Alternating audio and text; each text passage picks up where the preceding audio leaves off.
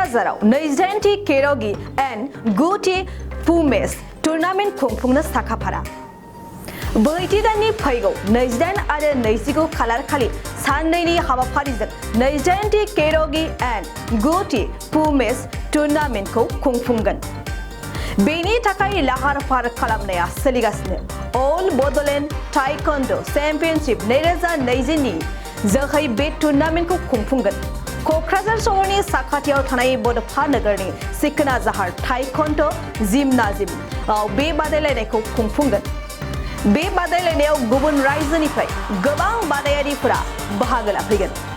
बेबायदिनो सिक्किम, दार्जिलिं, तुरा आरो गुबुन गुबुन जायगाजों लोगोसे बिटिआरनि मोनबा जिल्लानि गासै 600 आरो 800 सासो गेलेगिरिफोरा बे बादायलायनायाव बाहागो लाफैगोन। बेबायदिनो 28 अक्ट' खालार खालि फुंबिलिनि समाव आसाम आयेन आफादनि बुंथिगिरि बिश्वजित दैमारिया बाहागो लाफैना फिरफिला बिरहोनायजों बादायलायनायखौ बेखेवनानै होफैगोनखौ मिथिहोदों सैत्रजित ब्रह्मआ। क्रिसमासनि गोसो गोरबोजों हामलायनाय आरो बावनाय थाबाय आरो फैगौ गोदान बोसोरनि गाहाम हामलायनायखौबो आं नोंथांमोननि चेनेलफोरनि गेजेरजोंनो बयनिसिमबो जासिहरनाय थाबाय। जोंहा फैगौ 27 खालारनिफ्राय 29 खालारसिम अल बड'लेण्ड टाइकन्ड' चेम्पियनशिप टुर्नामेन्टखौ खुंफुंनाय जासिगोन सिखनाजार टाइकन्ड' जिमनाजियाम क'क्राझाराव।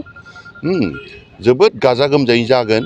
जोङो मैयासिम मोनानिसिम रिपर्ट बायदियै जोंनि बावहाय गेलेनो फैगिरि बिथांमोनहा दार्जिलिं, सिक्किम, तुरा, गवालपारा, दुधनै, बिश्वनाथ सारियाली, लखिमपुर, भजाली, बङाइगाव आरो मोनबा जोंनि बड'लेण्डनि डिस्ट्रिक्टआव थानाय गासिबो टाइकन्ड' गेलेगिरि बिथांमोनहा बाहागो लानो होननानै जोंनो फाइनाल खोन्थाहरजोब्बाय। थ' जोङो रिसेपसन कमिटिनि जानानै 28 KYORUGI आरो 9 POOMSAE बे चेम्पियनशिपनिखौ खुंफुंनो थाखाय जोङो गोबाङैनो बिसोरखौ दोननायनि बेबस्थाखौ जों खालामदों जाहाथे जेबो उसुबिदा थाया जानायाव, थानायाव, दुगैनायाव, गेलेनायाव। बेबायदिखौ जों एकामडेसन खालामजोब्बाय। जोंहा 27 थारिखआव बयबो आलासिखौ आजावगोन। ओमफ्राय 28 फुंनि 7 रिंगायावनो जोंनिनो अरायथा अल बड'लेण्ड टाइकन्ड' एस'सिएशननि आफादगिरि श्रीजुत बिश्वजित दैमारि बिथाङा स्पिकार आसामनि बिथाङानो आफादगिरि बिथाङा अल बड'लेण्ड टाइकन्ड' एस'सिएशननि फिरफिलाखौ बिरहोगोन। बेनिफ्राय मास्कटखौ जोंनिनो पेट्रनखा लरेन्स इस्लारि MLA बिथाङा बेखेवगोन। बिनिफ्राय दा टाइकन्ड' माउथपिस बेखौ बेखेवगोन जोंहा रबिराम नार्जारि सार MLA। बिनिफ्राय उरुप कुमार दे बिथाङा जोंनि गेमखौ फिथा हास'नानै जागायजेनगोन। बिनिफ्राय बर्नाली देखा मेडाम दं बिथाङाबो जोंनि मुंख्लं बावनायाव हाबाफारियाव बाहागो लागोन आरो जुबिराज नार्जारि बिथाङाबो बाहागो लागोन।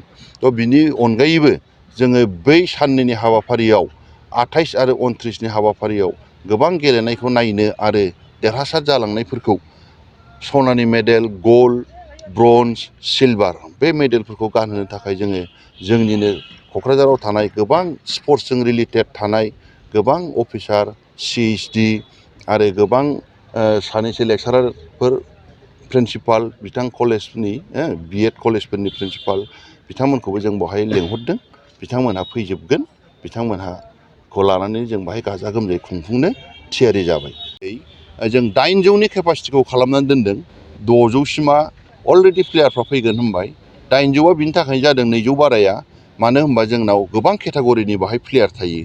जेनेबा वाइट हिसाबै पिउइ ओमफ्राय वाइट लायै लायै आरोखि ना जेनेबा 20निफ्राय 40 आलदा 40निफ्राय 60 60निफ्राय 80 आलदा गोबां केटागरिनि थ' माखासे उन्दै उन्दैबो फैनायलाय माखासे गार्जेनफोर फैफायो। बिनि थाखाय जों 200नि थाखाय एक्सट्रा एकामडेसनखौ खालामनानै होनानै दोनखादों आरोखि।